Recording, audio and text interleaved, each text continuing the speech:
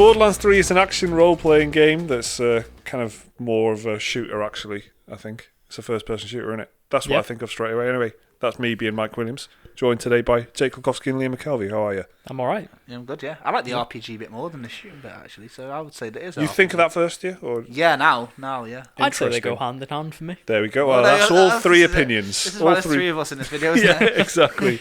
So Borderlands came out a couple of days ago. We've played it quite a bit. Liam, you are quite far in your level. 30.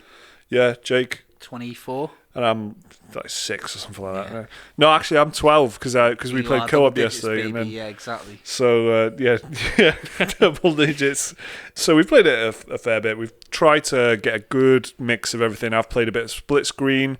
We've all played co-op together online, and we've played plenty of single player as well, of course. Yeah, and we've all got different classes to make sure that this video is absolutely harmonised. Thorough. Yes. Which I'm not sure, it's going to be the most comprehensive review on the internet, but who cares? That's not what we're we've about. called it the best content on there. Yeah, so the best, it definitely is. It's not the best build guide.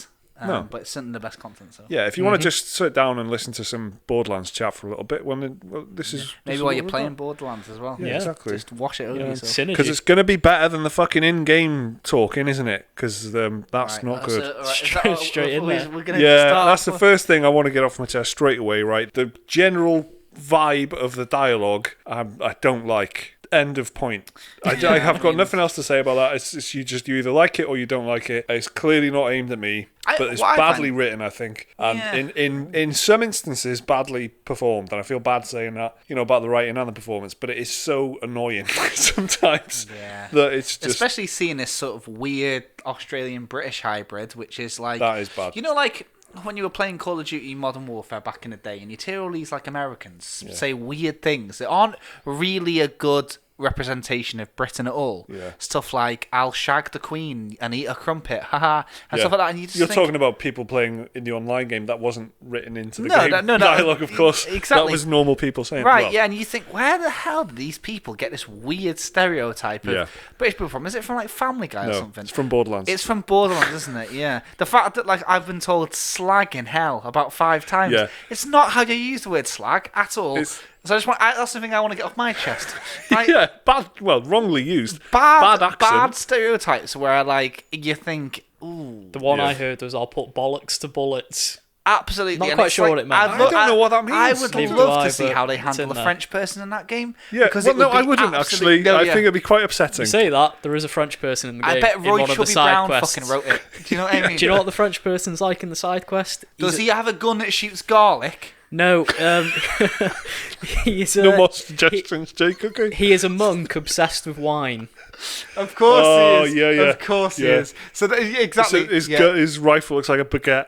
Yeah, exactly. Yeah, this is the quality of writing in Borderlands, but it's not a game clearly that you play for its engaging story. Although I've got to say, this is exactly the same human stuff that you did find in Borderlands 2, which, may I remind everybody, is 7 years old. Yep. Everybody that's kind of played that at the time has, I don't know, probably people that have started families since then or got up and moved on. Not so much the humour. So it's quite interesting because I didn't know if it was going to do that, if it was going to try and grow with the people that played the Borderlands games and maybe be a bit grittier, a bit mature. Of course, it can't be fully the Last of Us. I was wondering if they were going to go like that, have it all about growing up. But no, they didn't. They've made it about dicks. I'm sort of the opinion that they could have done exactly what they have done well, but they just haven't. This could have been funny, but the direction that they've gone, but brutal. Well, I mean, it's true though. It is badly done, I think, and to the point where I'm really liking the game. But if my mum and dad came to visit me, I'd feel embarrassed to have it on. Exactly this. Yeah. Do you know what I mean? I wouldn't do that. I played it in front of Laura a bit this morning, and I sort of felt like all the Moxie bits as well. I'm like, oh. Yeah, it's tough. I'd rather be playing Fire Emblem, to be honest. but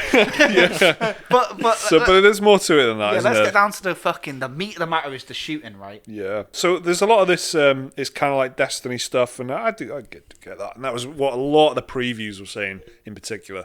A lot of the IGN previews of the game before it came out, saying they've moved down the Destiny route, and they have. They've tried to Destinify the shooting up a bit, and I can sort of see that definitely, but it still feels distinctly like Borderlands, and Borderlands is, the guns feel a little bit lighter somehow, and they feel a little bit like, they're like 10 a penny, aren't they? Like you pick up like 10 of them through any given mission.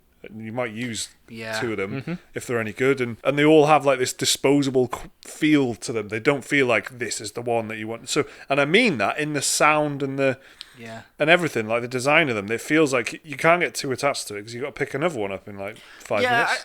I don't know, Liam, if you're feeling this now, but I'm hitting a point where I've had the same 3 guns for like 2 hours. There was a quite a long stretch where I had like the same 3 weapons I kept in rotation, because whenever I found a new weapon, a new thing in Borderlands 3 is each weapon and item has a score now, doesn't it? Yeah. A bit like, Destiny Light level. Independent of damage. It's another, it's like it's a like, rating. It's like its overall performance. Yeah, like an overall factor, what that gun will Yeah. do performance-wise. But yeah, so I had the same 3 guns because I could never find a gun that was like higher than any of the ones I had equipped. Yeah. And that lasted for about 4 or 5 hours. I was wondering if that was like, something that happens as you get further into the game, or if I just had like luck. Like, that's the thing about this game. No, There's a lot of it you're not sure if it's you. Yeah, or like I suppose. But I've had an orange quality gun. I don't know what rarity that's meant to be, like but the legendary. most so rare, I've isn't had one of them for about an hour and a half. I haven't even got one of them yet. And I've got about 7 of them. it's weird because the score is like 160, which is much lower than the other ones that I've got. But because it is such a high rarity one, because it does a load of weird stuff, and it basically shoots things at random, and it shoots like 7 bullets at a time, even though it's an assault rifle. But not always. Only sometimes.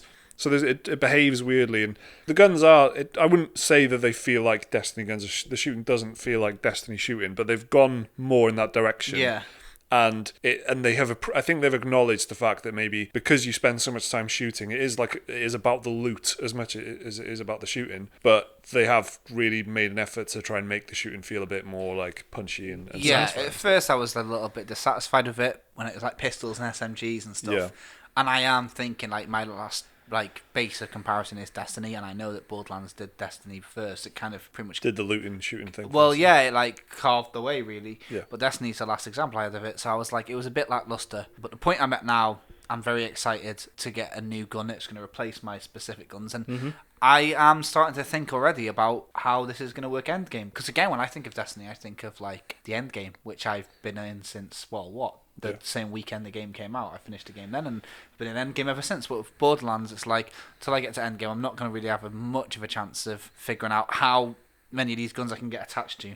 Because when I started, I was just like how you are, like just switching guns so like regularly that you don't have time to get attached, and because you don't get attached, you end up not caring. So it's got to the point now where I'm running around and I'm seeing guns on the floor and my inventory is getting quite full. I'm not even picking the guns up. I'm not even looking at them. If they're green, I'm like, there's no point. And it's got that thing that Diablo has, where all of a sudden all that loot means nothing unless it's a very, very specific niche. No, like I've already said, I'm only level 12 or something, but I've had that for about 2 hours. There's no point picking anything up because I've got an orange and a purple, and I know that unless I do have a look at all of them. Yeah. But I'm not picking anything up unless I just want to sell it on, and yeah, because there's money and stuff in the game. But I'm finding it pretty useless. Like, has it been the same for you, Liam? Because Mike has probably got these guns because he joined my co-op story where we annihilated about 3 bosses. Bosses, of course, drop a lot more loot, and I assumed that because you guys were all helping me, we mopped up a lot more enemies than I normally would, and that's why I've got good stuff. But you ploughed on alone, so like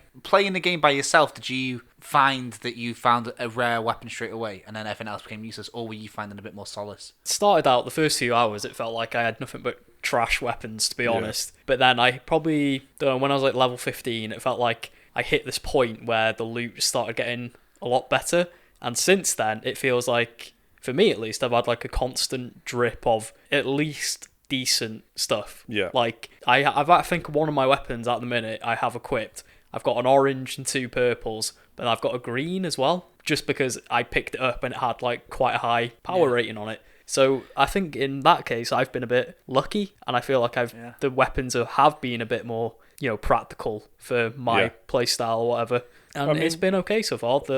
I feel like the RNG gods have favoured me. Yeah. I mean, we should talk about playstyle a little bit, because that's an important word that you just said there. So what character are you using? I am playing Mose, the gunner. So what's that? What's the deal? So it's Mose, and she's like a soldier, but her ultimate ability is like this giant mech called Iron Bear. Yeah. And then you can have 2 equipable weapons on Iron Bear, because in this Borderlands game you can have 2 action skills per character. Yeah. And so on one side I've got a minigun, and on the other side I've got a grenade launcher. Well, at the minute, because I've got upgrades for them on my skill trees, the minigun now fires explosive rounds, and the grenade launcher is now a lock-on missile launcher, and it just causes utter destruction to the point where I can pretty much mow through a boss in 30-40 seconds with this mech. Which, I mean, some of the bosses do have massive health bars, so that's quite quick. I think that it is quite good at doing that, at giving you a good drip feed of powerful abilities and upgrades and things that make a noticeable difference. Especially I'm playing as the Beastmaster, so I've just got a little pet, fucking spider thing or something that follows me around, and you can go down multiple skill trees, and then one of the skill trees mainly sort of upgrades the pet. Yeah. The other one mainly upgrades me. So I've been sort of doing both to get a nice balance, and trying to use the pet as a distraction while I take people out from a distance and stuff. So you can play around with what strategy you want to use when you shoot, when you're playing a game and stuff. But the characters are very, very different. What Liam's just said there is completely different to what my experience has been playing as a Beastmaster. So Jake, you're playing as... I'm playing as Zane, who's the sort of run and gun character, but the thing that's interesting and unique about him is that you have 3 skill trees you can point into, right? Yep. And each one gives you a different action skill. So you've picked Broodless the Spider, but you could have pointed to something else, right? Yep. Well, Zane can use 2 at a time. So I can get rid of a grenade slot, and I can use... my Sentinel, which is like a drone thing, and then I can either have a decoy that it's a decoy, it's a pretend you that shoots enemies, but I have a shield instead, and I've been using the Sentinel for lots of it, and it's weird because the build that he kind of builds with this dude is kind of about momentum. So you kill people, and then when you kill someone you get a buff for a couple of seconds, and you can level up how long that buff lasts or what that buff affects. So it could be lifesteal, reload speed, shooting speed, kind of similar to how you guys can upgrade yourself or your equipment. All my equipment kind of helps to work with me still. So it's interesting. It's a good build, but it was a slow build to start with. I think I said this to you guys, this is my least favorite thing about the game so far, was when I started, all of the skills I had seems really boring, stuff that you don't want to read when you're just starting a game. it is bad for that. It improves your, put a point in this, improves reload speed by 2.3% for 5 seconds. Yeah. Ooh. And then you can upgrade that to 3.7%. Yeah. And I'm just can't I have something that just sets me on fire? Yeah. Do you know what I mean? It's exactly. And I think the abilities for the Beastmaster class, it took me... I'm so impatient when I first start games. If I'm not completely into the idea of the game, it takes me a while to get into stuff. And with Borderlands, I was looking at the character. I got my first action skill thing, and I could choose which route I wanted to go down, which kind of pet that I want and stuff as the Beastmaster.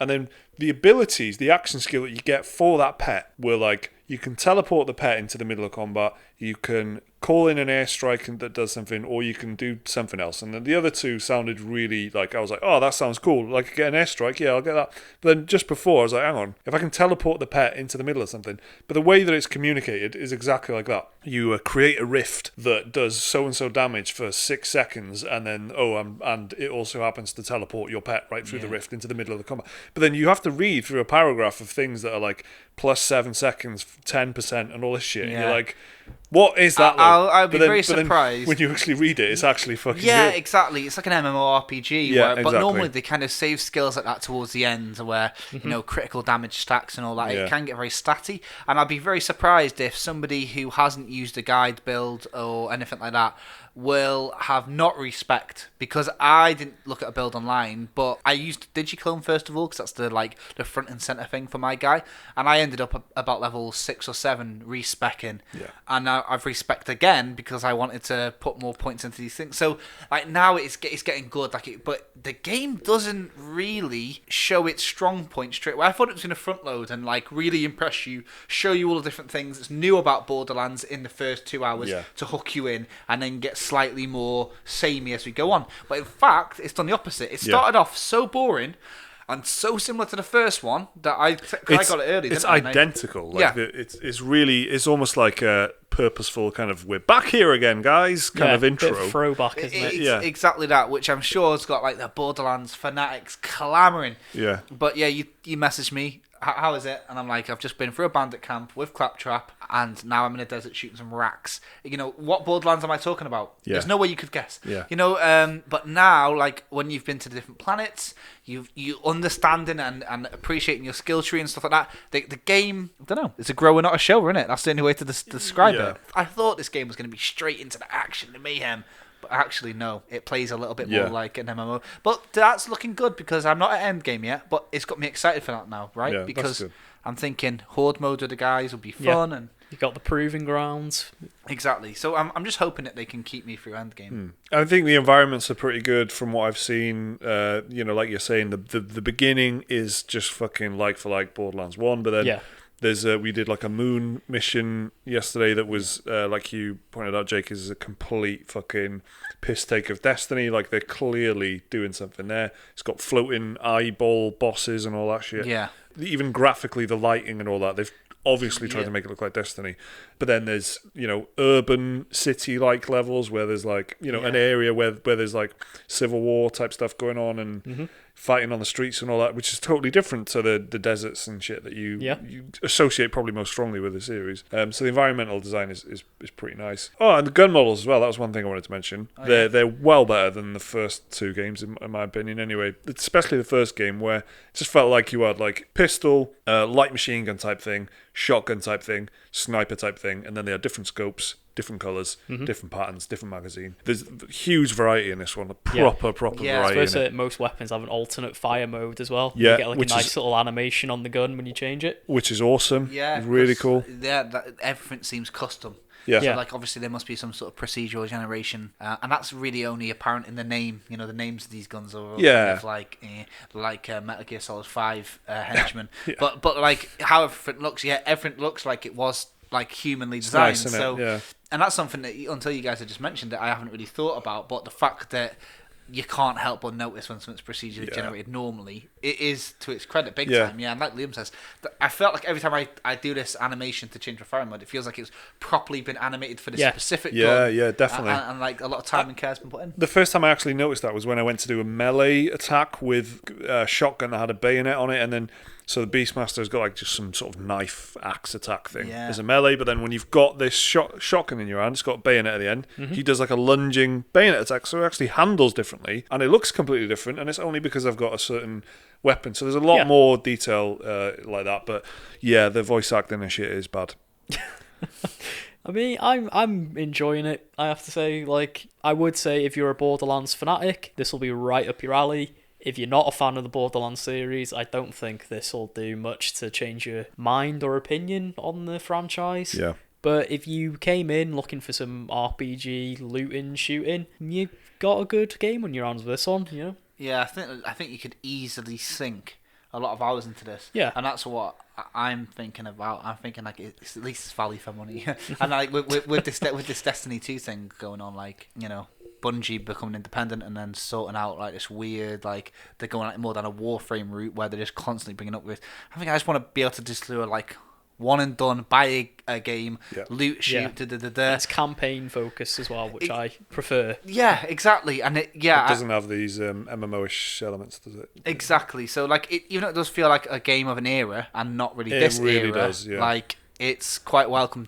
Because in my roster of games that I'm playing at the moment, I don't have anything like this. So for that reason, it's filling that little hole, like, you know what I mean? Well, that's what we think of Borderlands 3. If you've been playing it, let us know what you think down in the comments below. Remember to like if you enjoyed the video. Subscribe if you want to see more stuff like this, because that would, you know, just be nice, wouldn't it? It'd just be nice if you subscribed.